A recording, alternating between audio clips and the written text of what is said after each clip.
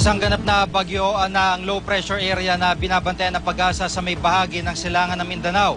May live report si Susan Enriquez. Susan? Maraming salamat, Gigi.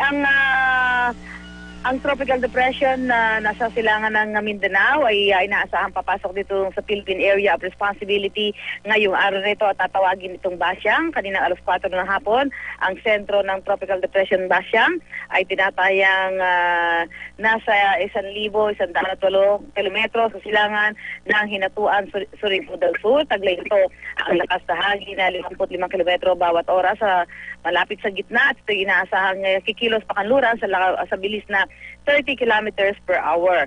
Ang Tropical Depression Basyang ay inaasahang nasa 320 kilometro sa hilagang silangan ng Hinatuan, Surigao del Sur bukas ng hapon at 232 kilometro sa hilagang kanluran ng Hinatuan, Surigao del Sur o 70 kilometro sa hilaga ng Cagayan de Oro City sa Sabado ng hapon at sa Linggo ng hapon. Ito inaasahan naman na 371 kilometro sa kanluran ng Dipolog City. Sa ngayon, ang public storm warning signal ay tinaas na ng Pag-asa dito po sa may bahagi ng Southern Leyte, paritina sa bahagi ng Mindanao, dyan po sa Surigao del Norte, kabilang ang Siargao Island, Surigao del Sur, Dinagat Province at Misamis Oriental. Ayon po dito kay Ginoong Robert Sawi na siyang OIC ng Weather Division ng Pag-asa, itong si Basyang ay inaasahang maglalandfall bukas ng gabi at dahil nga bukas ay long weekend, pinapayuhan ng Pag-asa ang mga kababayan natin na nakatakdang umuwi sa Visayas at Mindanao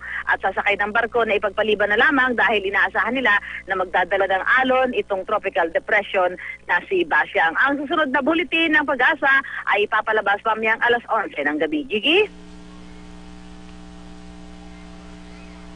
Maraming salamat, Susan Enriquez.